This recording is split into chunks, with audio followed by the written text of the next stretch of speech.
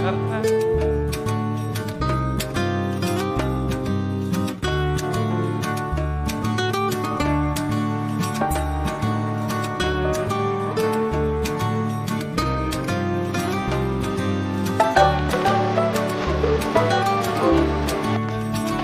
বলি যে রমজানের 30টা দিনই আপনি চাইলে ইফতার মসজিদে করতে পারবেন, তাহলে কি আপনি বিশ্বাস করবেন? হ্যাঁ, এটা সম্ভব। কাজাকিস্তানের সরকার থেকে এখানে প্রত্যেকটি মসজিদে ফ্রিতে ইফতার দিয়ে থাকে এখানকার নাগরিক সহ সকল মুসলিমদের। তো আপনি যদি চান তাহলে এখানে 30টা রমজানি ইফতারি মসজিদে করতে পারবেন। এখানে শুধু ছেলেদের জন্য না, বরং ছেলে মেয়ে উভয়ের জন্যই ইফতারের ব্যবস্থা করা হয়। আসসালামু আলাইকুম এভরিওয়ান। তো আজকে আমি যাব মস্কে। যারা মুসলিমরা আছে তারা চাইলে মসজিদে ইফতার করতে পারে। So further any let's go. তো এই তো আমি এখন বের হয়ে গেছি। আমরা এখন হচ্ছে বাসে করে এই সময়টাতে আসলে অনেক রাশ থাকে, অনেক জ্যাম রাস্তার মধ্যে। এরপর বাসে উঠে যাই।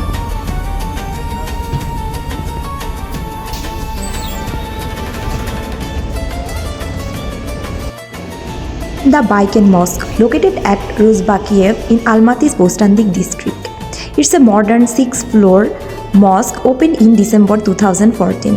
It is renowned for its large golden dome and approximately 3,000 people capacity it has, and it's a very beautiful, spacious interior adorned with Kazakh ornaments and Quranic calligraphy.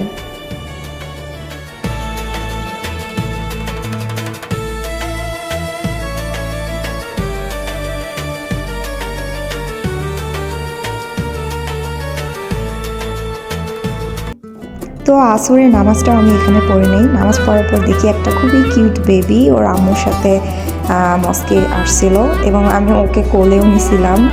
বেবিটা এত পরিমাণে কিউট ছিল আর ও ট্রাই করতেছিল আর কি উপর হয়ে মানে হাঁটার। ফাস্টিং ভাঙার জন্য ওরা আর কি খেজুর প্রোভাইড করে সবাইকে। তো আমাকেও একটা খেজুর দেয়, এরপর একটা কার্ড দেয়। মূলত এই কার্ড দিয়েই আমাদের ইফতারের জন্য ঢুকতে হবে।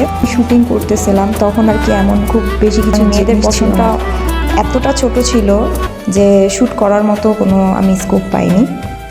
এরপর মাগরিবের নামাজের পরে আমরা সকলেই মসজিদের গ্রাউন্ড ফ্লোরে চলে যাই। এখানে সবাই ওয়েট করছিল ঢোকার জন্য।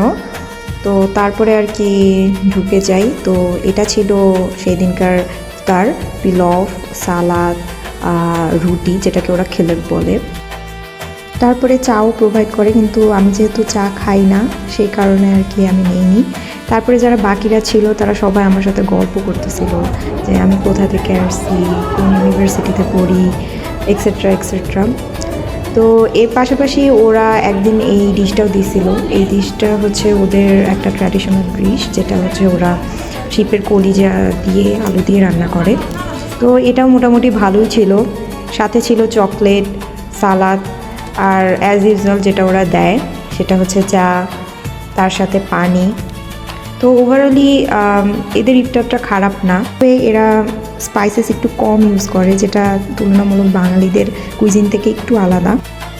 তো আজকে এতটুকুই। আশা করি তোমরা ব্লগটা এনজয় করছো, কাজাকিস্তানের কালচার সম্পর্কে আরেকটু এক্সট্রা কিছু জানতে পারছো। এরপর আমি আর কি বাসে উঠে যাই ডর্মের উদ্দেশ্যে। তো তোমরা সকলে ভালো থাকো, সুস্থ থাকো। আল্লাহ হাফেজ।